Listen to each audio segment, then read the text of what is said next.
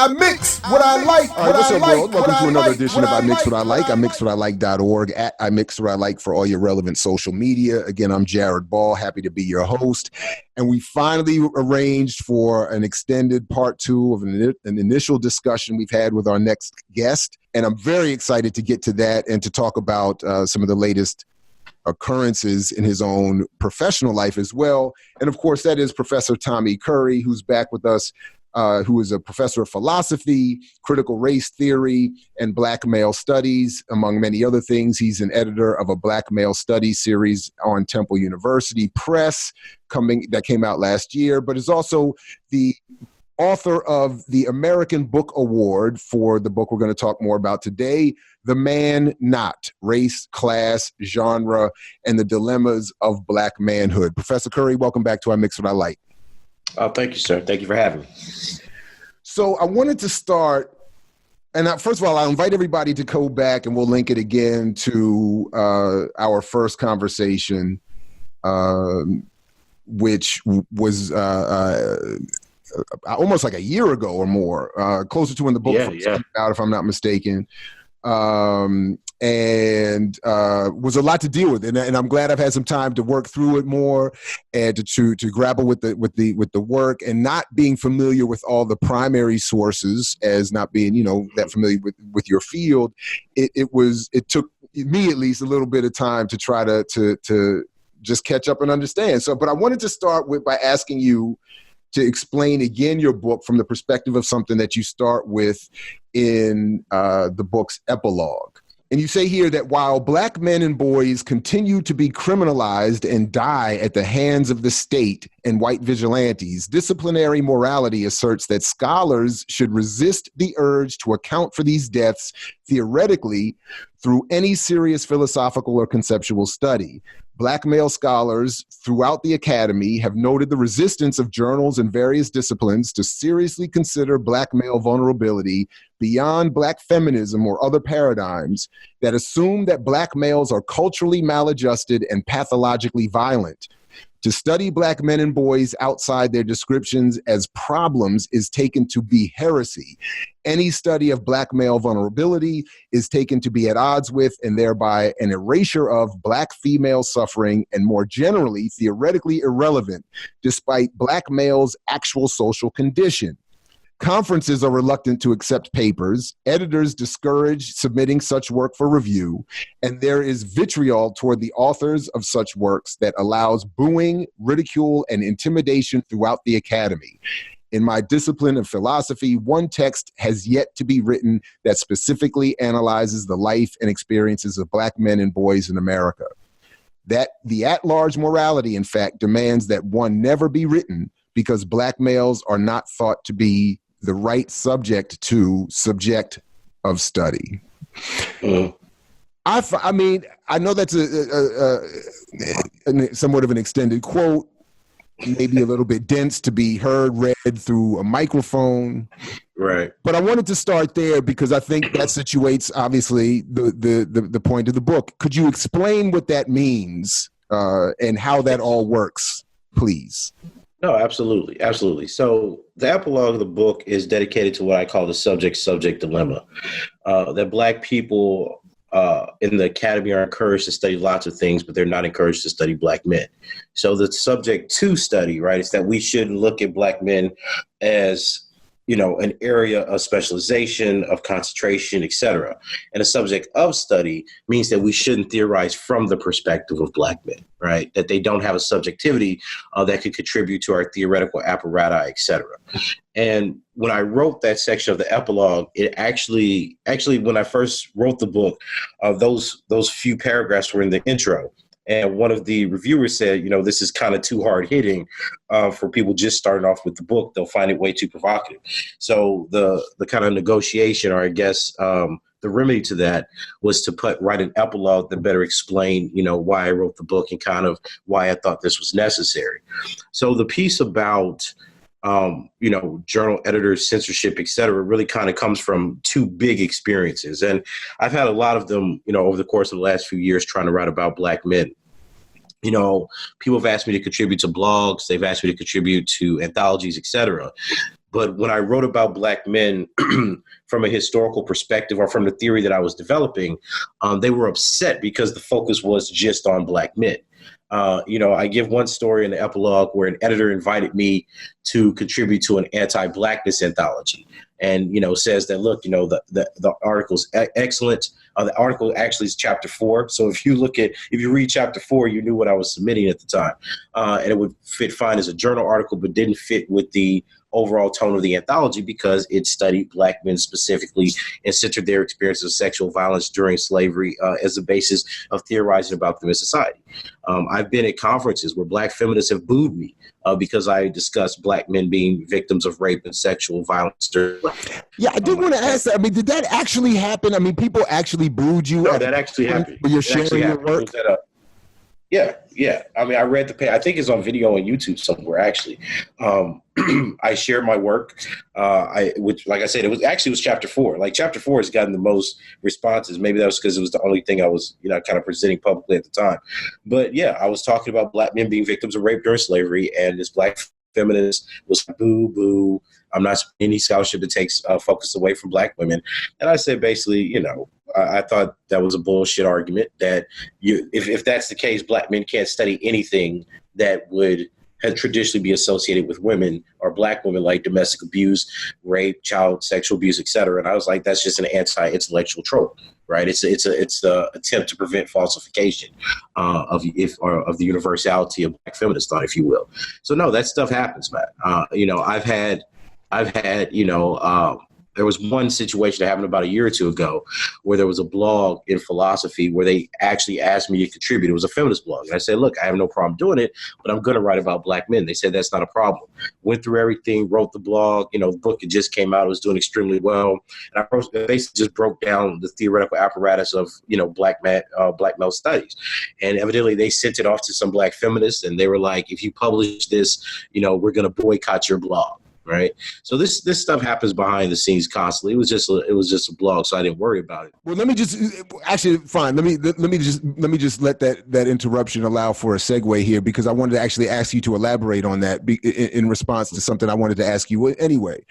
One of the problems that I have, we were sort of talking about this off air. One of the problems that I have just in general is and I think you've experienced it and feel at least somewhat the same way, is the lack of willingness to debate within academia, a problem that I've seen out obviously in the broader society, in the larger world, but within academia in particular, where there's supposed to be this, maybe I'm still naive to think that it's true anywhere, but there's supposed to be this concept that, look, we're going to exchange these ideas, and if there's a problem that I have with your work, I'm going to read your work, I'm going to explain in detail my problem with your work and give you a chance to respond.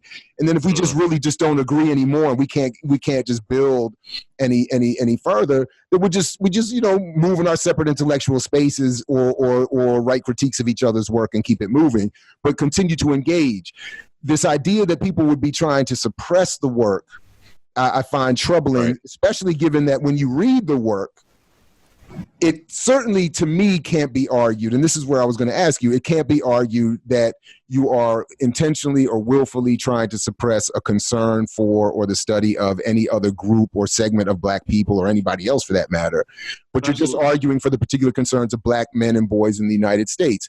So I wanted to ask you to say anything you want in response or continue your previous point, but I did want to ask, are you aware of, I just haven't done the research yet, are you aware of anyone taking it to the level of scholarship in debating your work? Have any of the feminists that have critiqued it, or anyone said, I've read his work and I'm not going to publish a piece of my own that explains what's wrong with what he's doing? No, I think that the dominant way of interacting with the man not by the groups that don't like it, so Black feminists and some white liberals, has been censorship, right?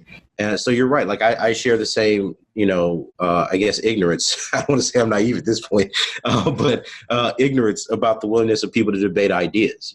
I came through college debate. I went through high school debate. So my understanding of how we approach arguments and knowledge is through debate and publicly airing out ideas, right? That's why I read so much. I'm always interested in making sure I'm actually getting the argument right, and it doesn't come just from my perspective or some kind of ideological or political tradition.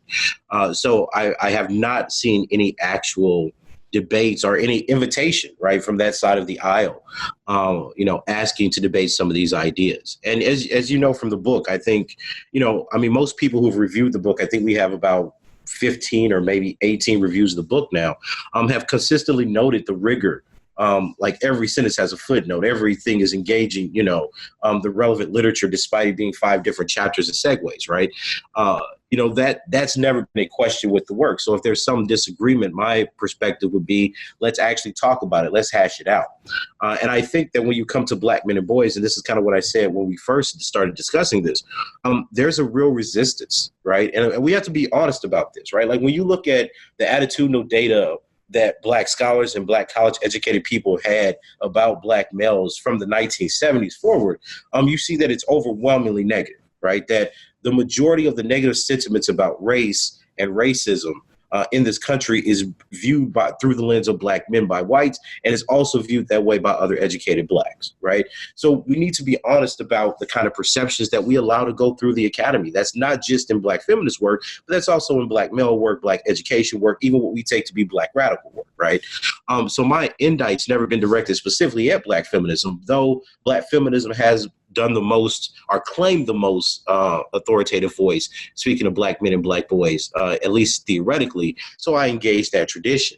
I think if anybody reads the book carefully, you'll see my real target is probably white women and white men.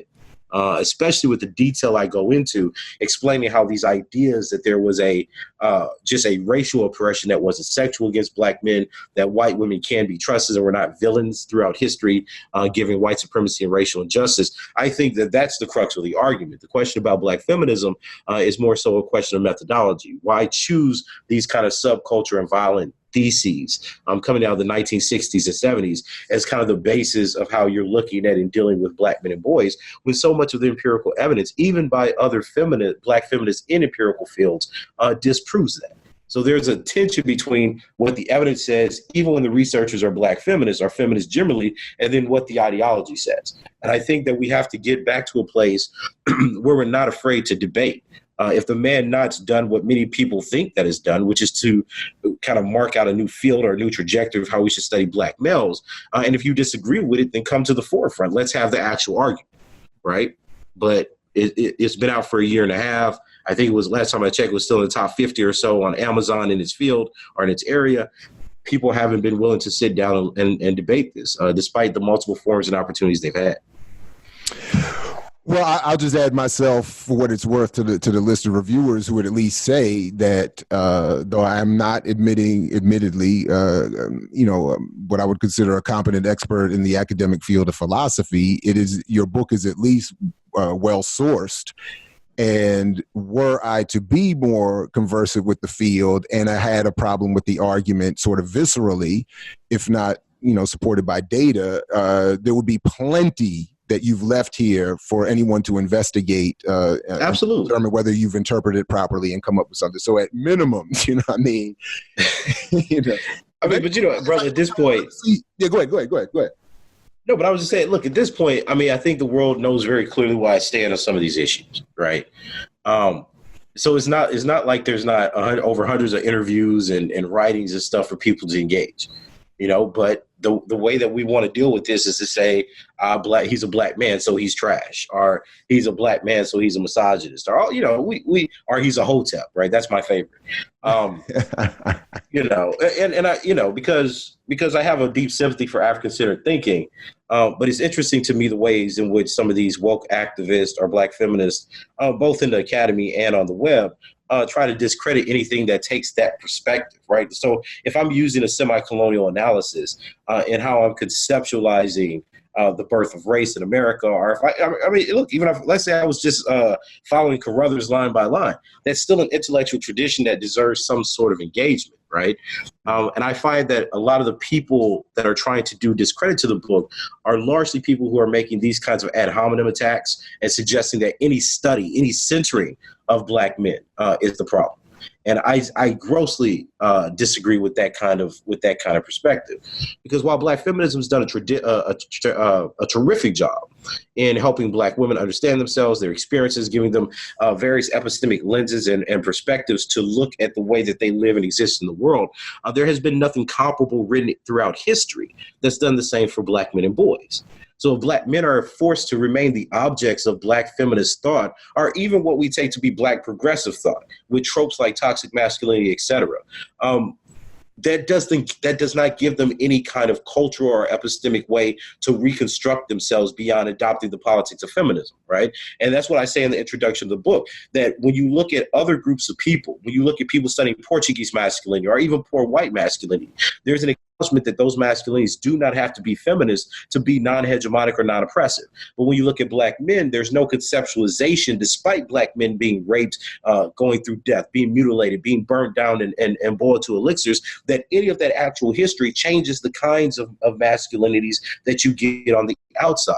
Right. So the close association that Black men have with death and the same association they have with revolt, or even when you look at chapter 1 with Black male burden societies in the late 1800s, you're telling me that none of those things serve as historical examples that could give us an insight into the various or the plural masculinities that have existed within Black men throughout history. But the trope of the Black Panther Party or Black men excluding somebody from the American Negro Academy do. Right. And that's what I mean by the kind of selective dishonesty that we have both in reading history, but then the kind of archetypes we use to generate theory. And the book pushes back against that. It wants to look at Black men as creators and endurers, right? A resilience that they've had throughout history and beyond death, right? That influence the way that they move through the world. So if you have a group of people that have historically been able to be killed, right? That's why I talk about death and dying, the actual act of death, but then their lives have been an actual dying, right? Because it's everything that negates their existence, everything limits their life expectancy, et cetera. Then you can't be upset when they come up with ideas like, Black nationalism, Pan-Africanism, or the various forms of Afro-pessimism, et cetera, that we see today, right? That's what I mean by the eschatological dilemma, that the framing that Black men have had throughout the world has been intimately tied not only right with the kind of humanism we see with a Mandela, but also a kind of pessimism that we saw in X or even Ralph Bunche and Blackism towards the end of his life, or the old Du Bois, et cetera. And the fact that nobody wants to talk about this as an outgrowth of Black men's experience, endurance, and revolt against white supremacy and patriarchy is shocking to me. Because when I look at genocide studies, when I look at people who are looking at the life histories and the survival testimonies of Jews or Armenians, or even indigenous peoples, right? Like there's an understanding that they're fighting against their oppressor, not that they want to be their oppressor. But then when you look at Black men, the idea is that despite all the hell we've gone through, despite the fact that we know that white people were eating Black men only want to be like white people. And that's a projection of early 1900, early 20th century colonial thinking, right? This is your Manonis, right? This is your Ramos. This is the application of Adler and the masculine protest that says that because Black men are racially immature, that they don't have a strong ego development, that they seek to imitate their colonizer. This was the dependency complex that you get out of Manoni when he's studying the Malay. So if that's the way that we understand Black men, that they're mimetic and want to imitate their oppressor and white patriarchs, then what actual generative resources do we have to actually discuss them beyond being problems? And that's the indictment that the book makes. The indictment is that beyond or below all the theory that we claim to be radical or progressive or even generative for other paradigms, there is the misandric orientation towards Black men, especially poor Black men. Oh man, you just generated like 50 new questions in that one response. Wow. One of which is just very quickly, sure. I got to add. So then am I hearing you correctly then? Because I didn't get this. See, I didn't get this in reading the work, but I'm in your response there. Am I hearing then a critique of even the kinds of approaches that have moved me, for instance, the anti-colonial, for instance, specifically anti-colonial, internal colonial theoretical approaches to the study of Black nationhood in the United States? In other words, am I missing something then? Are you there, or I don't have to personalize it. Is that approach then sort of committing the failure you're describing of falling into the trap of then looking to offer an analysis of Black men or people collectively through these flawed lenses? Well, I think it's the question is the application. I think the anti-colonial and the semi-colonial analysis is the closest to getting it right, right? Because you see, I utilize that some in chapter 3, precisely because they're looking at the labor relations of Black men, specifically from the 1950s forward, with the commercialization and the deindustrialization of the U.S. economy, right? So you get people like James Stewart, you're getting the Blonders, you're getting the Robert Allens, who are looking at Black men and saying, this is actually Staples' lens, right? In Black masculinity, right? You're saying that, look, because of the way that this is set up as a colony, Black male labor and their threat go side by side. What I do talk about, however, and this is partly because of the availability of the resources at the time, is there wasn't an expansion of that analysis into sexual violence, really only death and labor, right? And that's why I think that when you get Herndon's work, it becomes such a problem, because he's trying to make an argument that racism is a carnal and sexual hatred. And that kind of broke a little bit with how people traditionally thought about men and segregation outside of the rape of Black women. So it's more of a limitation of the theory in the time, but I don't think it's antagonistic. I do think that the arguments that we take to be liberal and progressive thought, multiculturalism, of course, Black feminism, intersectionality, I think some of these arguments, even in terms of how we look at Black queer theory sometimes, I think those arguments are more so my target when I'm talking about anti-Black misandry than the kind of, anti-colonial or semi-colonial frame. I just think that those frames are incomplete given the resources at the time, but nobody had evidence back then, maybe outside of a few slave narratives, that Black men were being victims of rape and sexual mutilation. So, it's not an antagonism. It's not that they're necessarily the object. It's the incompleteness more so. Okay.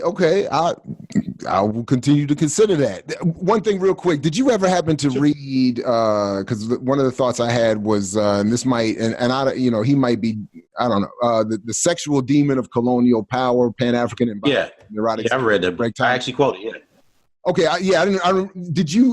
So does he bridge that gap at all for you? I don't know the book well enough to. Well, great. I mean, yes and no, right? So, when I actually read Thomas's book, I thought, wow, this is a fantastic articulation of the limitation of Western gender frames, right? Mm-hmm. Because what I think Thomas does is he gives what I think is the first anti-colonial engagement, right, with the Western concept of gender beyond, say, a Oyewumi or a Sylvia Wynter.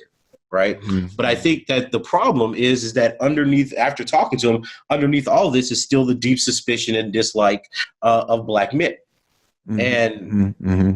And he thinks that straight Black men as a group still imitate patriarchy. And I was like, well, given the analysis of the book, right, we've had this discussion.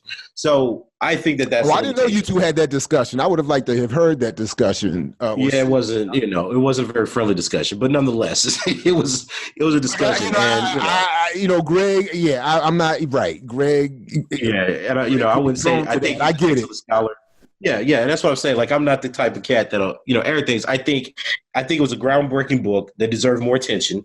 I think the analysis pushes a boundary, but again, I don't think the analysis gives you what the man not does, which is an articulation of kind of the he talks about the sexual demon, but the demon of the colonial apparatus has always been racialized men. And again, that's why I say is that his approach takes a very literary and theoretical approach to it, which I think is fantastic. But when you measure that against kind of various historical apparatus like genocides or actual, like Kenyan occupation or British occupation of Kenya, right, you see that Black men have been targets of patriarchal societies throughout history. And my only question is that, well, if we know this is kind of like a historical fact and process, then why are we not studying it, right? And that's what I mean. I think that's the limitation, that nobody wants to go in on or truly investigate the relationship that colonial patriarchy and imperial societies have with racialized men in their target societies. And that, to me, that seems obvious. So when you get, James Stewart making this argument about institutional decimation, like, he's coming at it from this perspective. Like, why is it that these white colonial or post-colonial apparatus are built with the idea of targeting Black men in America?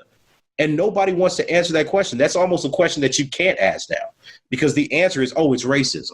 Yeah, but if it's racism, then why do we not see the kinds of disparities that we see around Black female bodies? There are different disparities. There are different kinds of harms, but they're not these harms. They're not mechanisms of death and dying necessarily. Right. And I guess I always push back because people say, oh, well, you're trying to create division. But I'm saying I'm trying to introduce nuance because I want to know why Black men have like the earliest sexual debut. They suffer from the highest rates of depression/suicide, John Henryism. Like there's all these things that you see Black men going through and nobody has an answer besides racism. And I find that to be inadequate because what I do find happens is you take Black men because we understand them as only being affected by racism and what you basically do is you appropriate their suffering. So when you look at intersectional frames, you say, oh, so racism is about the death, murder, destruction of Black people. And you use Black men like Michael Brown, Trayvon Martin, et cetera, to represent this fact. But then when you talk about, well, how does the subject think through this, right? The subject thinks through this by orienting themselves around an intersectional plurality. So a Black female or feminist or a Black queer body. And that's fine if that's just one approach, but those approaches have fundamentally morally condemned, and disciplinarily excluded any other theorization from the perspective of Black male bodies, be they straight or queer, as the starting location of how we understand racism, imperialism, genocide, etc. And I find that to be inadequate. How do we study the genocidal logics of anti-Blackness, white supremacy, and imperial capital structures? But then we say that when we know these processes historically have traumatized and targeted racialized men, in this case specifically Black men, we don't want to study the primary victims. Right? There's something else at work there because that's literally how we claim it should be done. We always claim that standpoint epistemology starts with the people most affected by the social or historical disparity. But when it's Black men, right, that are the ones most disproportionately affected, we appropriate their suffering and put it in another subject. And that bothers me. That I don't understand why the most underrepresented group in the U.S. Academy, right, of course, alongside brown men and boys and of course, indigenous people, are constantly censored and silenced. Right. And that's what I meant. Could you say something more about that just very quickly? Because I think that in listening to you, and I had that somewhat of that reaction in reading the book, and I know that consciously or not, this is part of the reaction people are having, whether they love the book or struggle with the book, is that you make claims and cite numbers somewhat to the effect that you're talking about here about the disparities in Black men, what Black males suffer in terms of violence and other issues in society that seem maybe shocking. And it would seem that some would find it hard to believe some of the numbers that you reference in terms of the rates of violence suffered by Black men versus Black women and some of the other disparities that you talk about.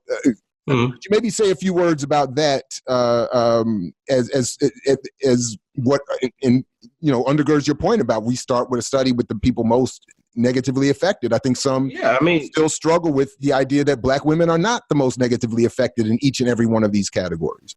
Yeah, absolutely. I mean, that's basically it. I mean, there's things in the world called facts, and we should start with facts for theory. Right. And I understand. We've had a discourse that for the last 20 or 30 years has told us that Black women are on the bottom of every demographic category. That's just untrue. There are some categories that Black women are at the bottom of. If you're looking at childbirth, if you're looking at child mortality, if you're looking at poverty, if you're looking, these are things that because of their demographic, they outnumber us by 2 or 3 billion, then in some demographic pockets, they are at the bottom of that. But in other pockets, like 15 to 34, Black men are more incarcerated. They're, more likely to be killed by homicide, the world's, it's one of those things, I don't know what to say because the world's complex and facts matter. So if you take a theoretical orientation that says that ontologically, as the matter of definition, to be Black and female in the world, or to be Black, female, and queer in the world is to be at the bottom of every social hierarchy, then that's almost a failure by analogy. It's suggesting that the formal metaphysical system of definitions that you've oriented as the way you define yourself or define your subject is reproduced socially and throughout society and historically. And that's never been the case. I mean, this is why I actually made a comment on Twitter. I was like, the Platonism of many of these radical Black theories or progressive Black politics is really unnerving to me because it's that kind of formalist metaphysics. And I know people don't really talk in those terms anymore, especially in Black studies. But I mean, surely we have to do better than assuming that because we define things in the terms of an idealistic metaphysics of how we think things ideally work, that we truly believe that this actually works out in our society. Right? This is, in fact, the critique that African-centered thinking has given us of many of these other perspectives in European thought, right? That they don't start historically and sociologically, they actually start, idealistically, and separate from society, separate from history. So I think that when we look at the facts, right, we have to ask ourselves, how is it that Black men have historically been victims of intimate partner violence and intimate partner homicide, and we didn't know? How is it that Black men were victims of rape during Jim Crow and slavery, but we basically didn't know, right? Why is it that these things exist and we know that there's evidence for it now, but we didn't know or don't account for this within our theoretical apparatus? So I think that the numbers should shock many people, because they should, instead of them being angry about it, they should say, well, what is it about my theory that didn't capture this reality? So how do I need to rethink or rework my theory? And that's what I'm saying. In a few decades, people are going to look back at the man not because analysis and data collection are going to improve as usually does, and they're going to say, well, Curry got this wrong because now we know X, Y, and Z.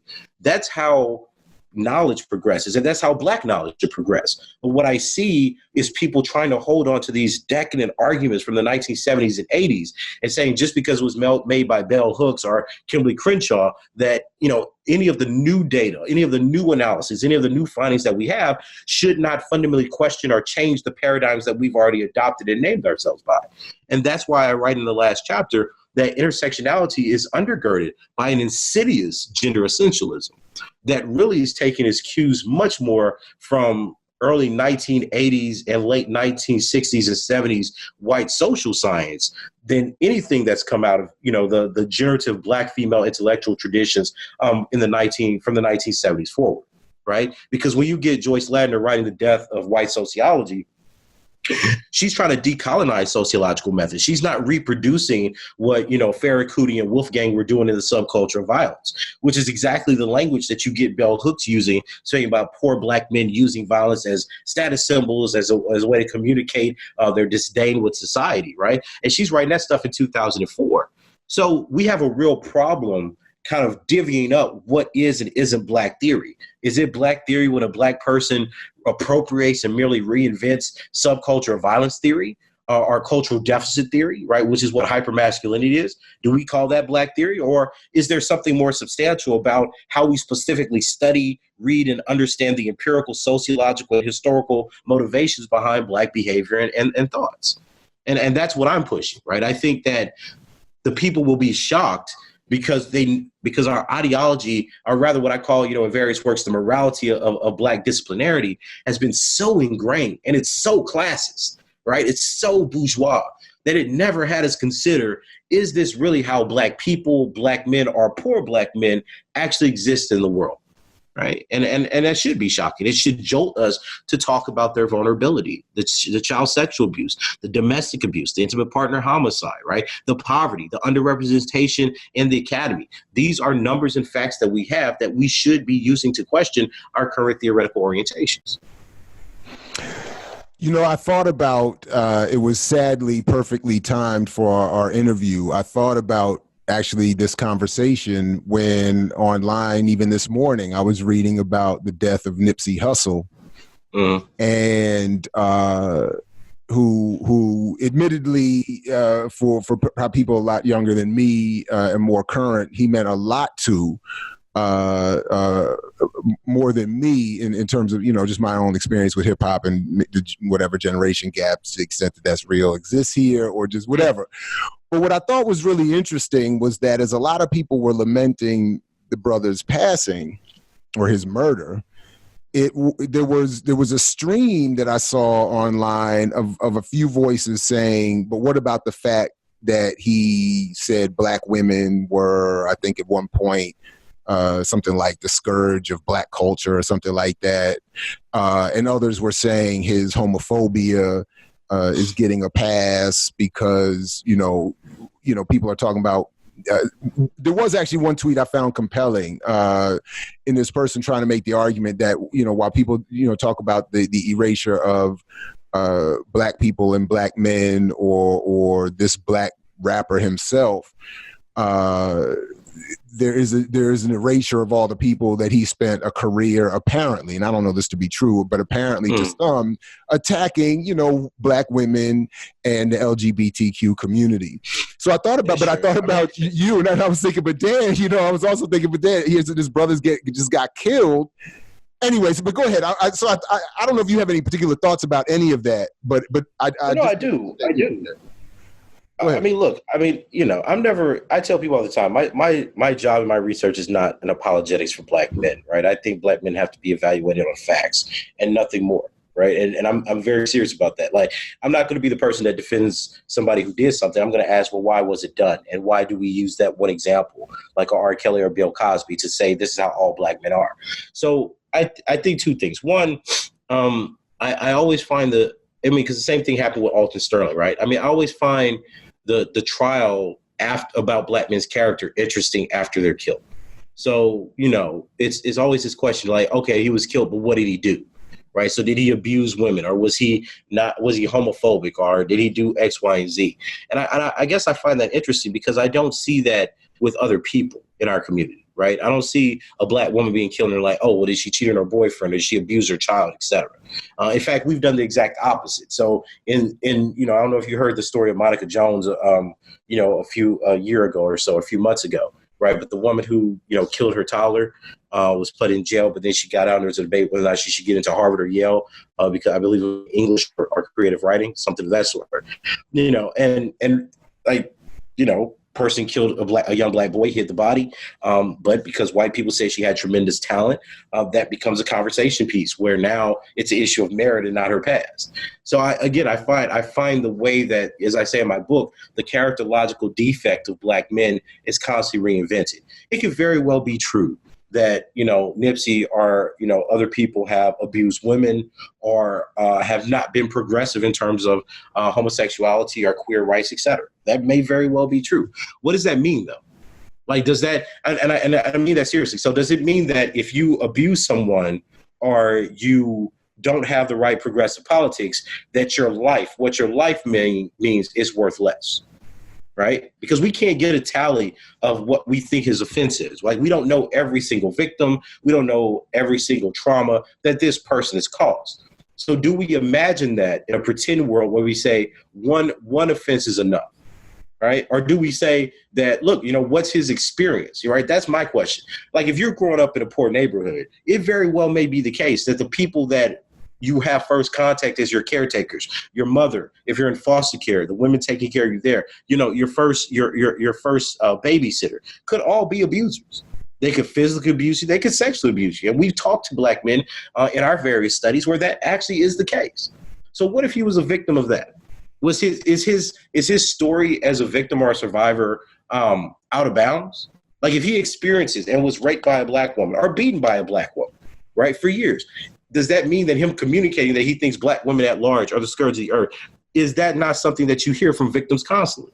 I'm not saying it's right, but I'm saying that if you hear the exact same thing where a Black girl, right, or a young Black woman was beaten and raped and sold into prostitution, et cetera, as a sex worker for somebody else's profit, and she hates the men that look like that, the men that she associates with the Johns that abused her, we don't call foul on that. So my question isn't really a justification, but is an epistemic question about how we take in Black men's, death, dying, and suffering. Are we also, simply put, it's the difference between a response to something in social media and the development of an analysis.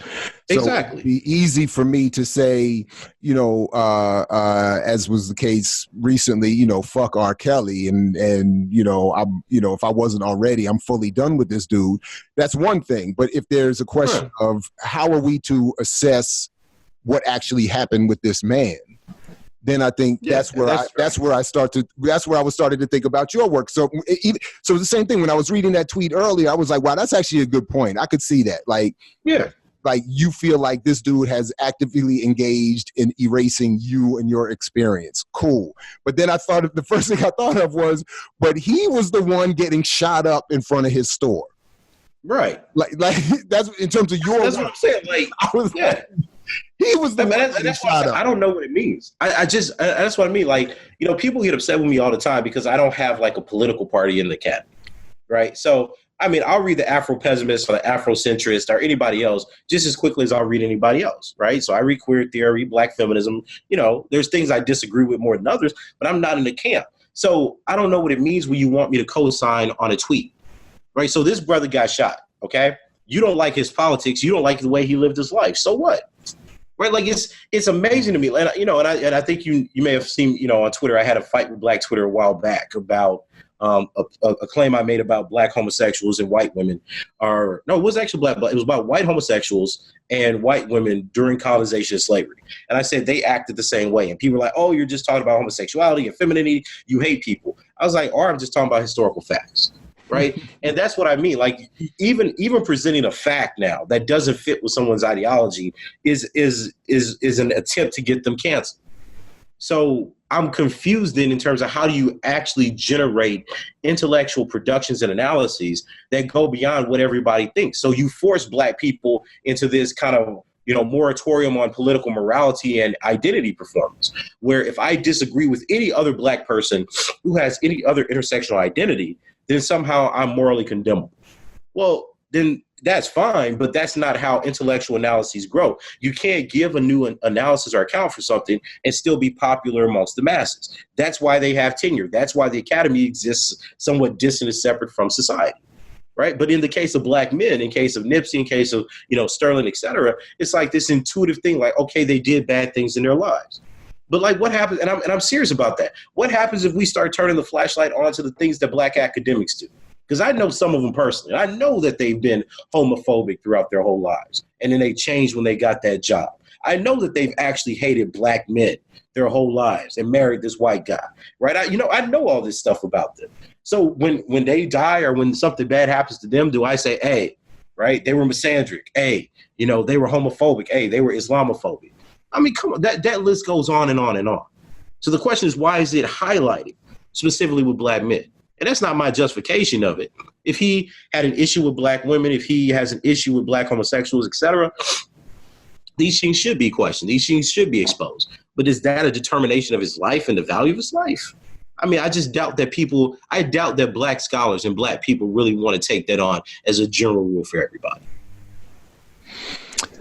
Well, listen, so one of the other things that, and I'm going to try to build a segue out of this if I can, one of the other issues that is often off the table for consideration in terms of developing an analysis or inclusion of consideration historically is the issue of violence, the issue of, or even how we define violence. Now, some of this, I might be confusing some of the timeline here, so I'll ask you to clarify any of this for me. But sure. But there was some discussion online, and I read at least one article on you having to take up a position in Scotland, a university position in Scotland, because of a sort of national ban against your employment in the United States, primarily not in defense of your work on black men, but your defense around the concept of violence. Clarify, if you would, anything that I have wrong in that brief summary. And then if you would tell us a little bit from your perspective, what happened? Yeah, so I think what's happening. Yeah, so I think the Chronicle, it was interesting. So the Chronicle piece came out and it kind of highlighted that part, right? Like Chronicle, we had an hour-long interview. Yep. Yeah, the Chronicle Higher Education piece came out, and I had an interview with the young journalist, young white woman, I believe, journalist, and and we talked for like an hour. And I guess that's the direction she wants to go with the story, right? So, what I basically said was like, look, I've interviewed over the last 2.5 years. I've interviewed for some really big positions at top 20 institutions in the country. And, some of those I legitimately lost to people who were older and more experienced than me, right? Because a year or two ago, I was only out for 7 years, 7 years, right? Because I graduated 2009. So, I said that, but you feel a frustration because after something like the alt-right attacks you and you're at a conservative university, the only thing you can really think about is getting out. And I felt frustrated because I wasn't getting out quick enough, right? So last year, I had 4 on-campus interviews, right? And I didn't land anything. This year I had 9 interviews, but I landed Edinburgh within the first two or so. So I accepted Edinburgh. So yeah, I don't think that was the complete accurate. I don't think there was a ban on my employment in the United States. I think that given the controversy of the alt-right and some departments of Black studies even not agreeing with the way that I study Black men, that created a recipe where it was extremely difficult for me to find the right kind of fit. But I did get on-campus interviews. I was, I was in several times, a finalist for these positions, et cetera, which, if you're banned, you certainly don't get the on-campus, much less the primary interview. But I think that what ends up happening is that in the United States, because Black studies has been so overwhelmingly influenced, not by the anti-colonial tradition or the semi-colonial analysis, that many of the arguments that we're getting coming out of literature, even theoretical fields like philosophy, women, and gender studies, are completely grounded in assumptions of pathology concerning Black men. And because my work engages Black feminism on that issue, it's very easy to say, well, Tommy Curry's anti-Black feminist, right? And while my arguments against Black feminism are certainly very direct and specific, I've never made any claims about being against Black feminism any more than I have anything else. My argument, flat and simple, is that Black feminism gets Black men wrong. That's the argument, right? So that made it somewhat difficult. In terms of me leaving, Edinburgh was just a better career decision. As a chair, which is pretty much equivalent to what we think of a distinguished professor here, it was a tremendous opportunity to be at, a top, I think they're like 16 or 18 in the world, right? A top 20 university in the world to study my field, a field that I created, a field that's been getting national and international attention. So at 39, I think that it was a good decision to go to that kind of university, to have that kind of platform, that kind of resources, the endorsement from the colleagues and people that I met there to develop Black male studies and talk about Black philosophy outside of the censorship that I find in America. And the thing that surprised me, I guess, from some of the responses, I think the Diverse magazine article on me did a much better job of trying to communicate this. But I think what's interesting is that even amongst Black academics, there was this idea like, oh, yeah, he's gone, right? Because they don't want to engage the argument. And I find it interesting that the response to, yeah, he's gone is, yeah, he's gone to a much more prestigious university as a distinguished professor to do work that he couldn't do in the United States, which is something that all Black professors are complaining about, that they can't do the work or there's higher penalties for talking about race and racism under Trump. I just thought that was an irony, that we're all complaining about censorship. We're all complaining about backlash. We're all complaining about the decrease of resources, the kind of neoliberalization, and commodification of our intellectual labor in universities. And then a Black person says, okay, well, let me do something that's never been done. Let's actually go to the United Kingdom, right, where they have universities and a different kind of conversation, and start talking about racism, gender, the Black experience from that perspective and that geography. And instead of that being made like, oh, well, that's something that we've generally not thought about as Black people in the United States, right? There's this kind of other side where it's like, oh, well, he was banned or he was X, Y, and Z. So I think as usual, it's kind of one of those things like this is the first time that anybody in my field, certainly, and I know there's been very few Black people in America that's, gone the other way, gone to the UK to try to do work. But it was, in my mind, it was a good career decision. And it was something that allows me the freedom of not having to worry about the violence of white supremacists, conservative institutions, or even a Black feminist backlash from, kind of making my work stagnate or interrupting me from actually doing research on the subjects and people that I want to work on.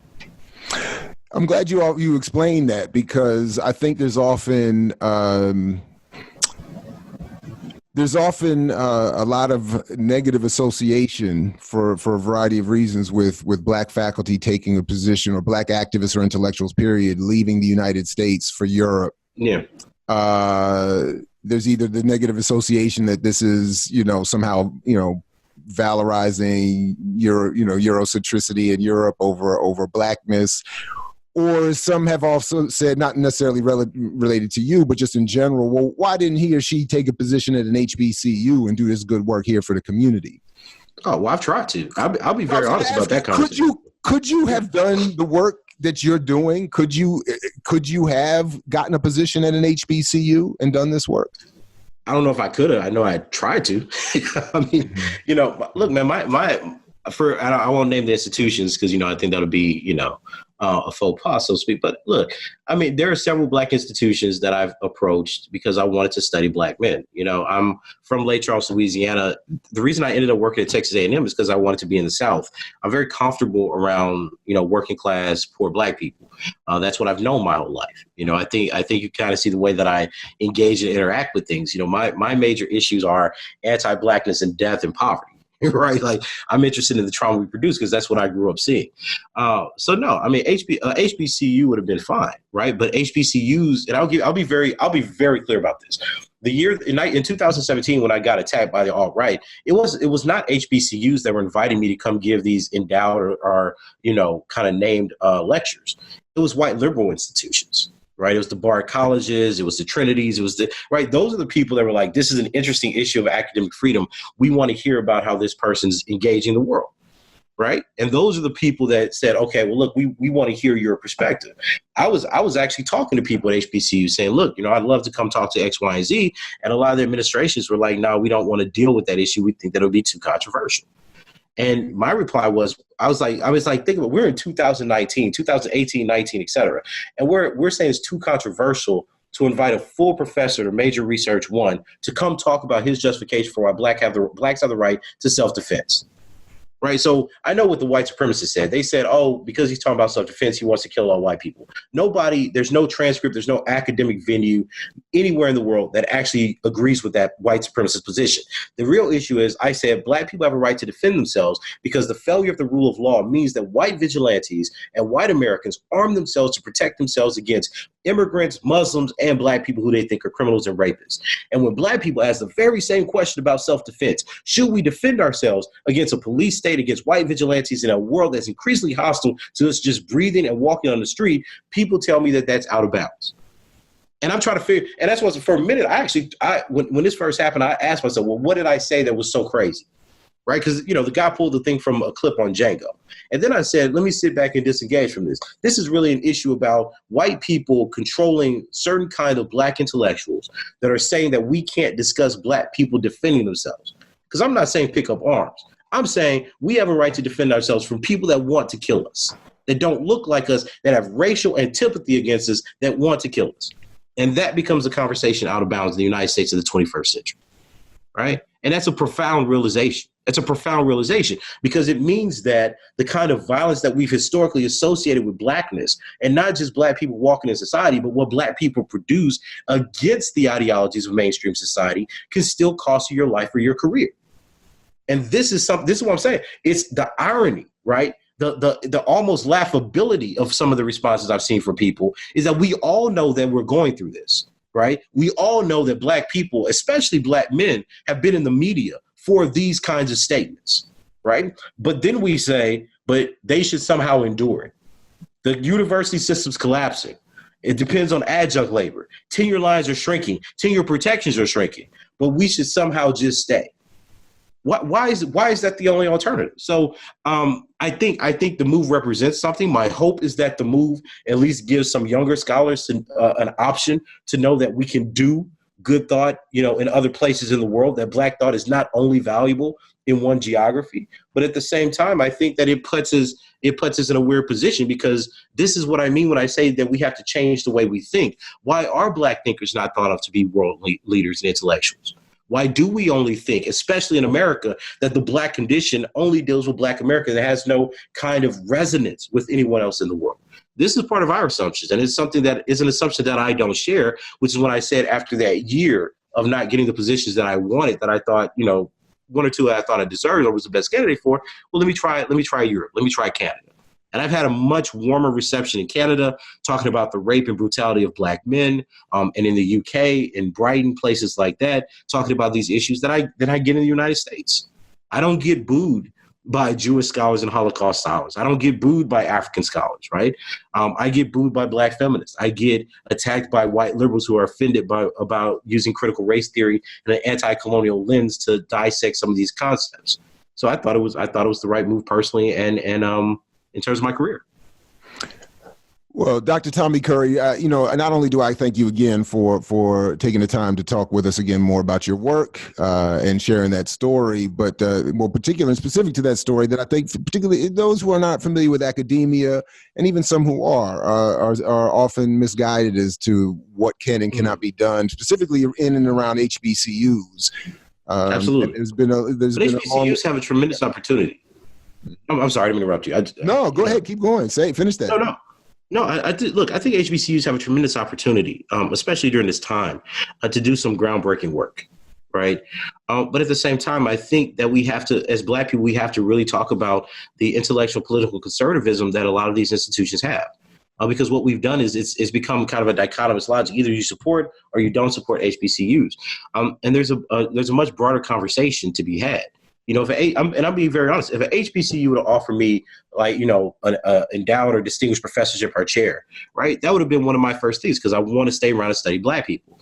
But unfortunately, many of the people who are research driven, right, many of the Black scholars that are research driven don't see HBCUs as a possible landing spot for them, because so much of the interactions we have with HBCUs has been largely conservative and negative. Right. And I don't mean negative in the sense like, oh, well, we don't like your work. It's negative that we don't want this conversation here. Right. And I think that that's a tremendous opportunity that we're losing, because there's so many young Black people coming out of grad school that need good jobs and good positions. I see no reason why HBCUs can't be one of those venues. But it means committing to research and paying people the same types of things that they would get.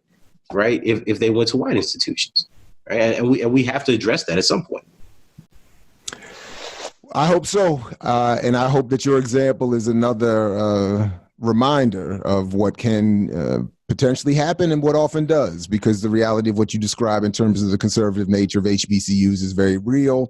And I think, to your point specifically, that there is less an interest, somewhat similar to what we were talking about earlier in terms of your book. There's less an interest in actually engaging ideas than preventing the conversation in the first place.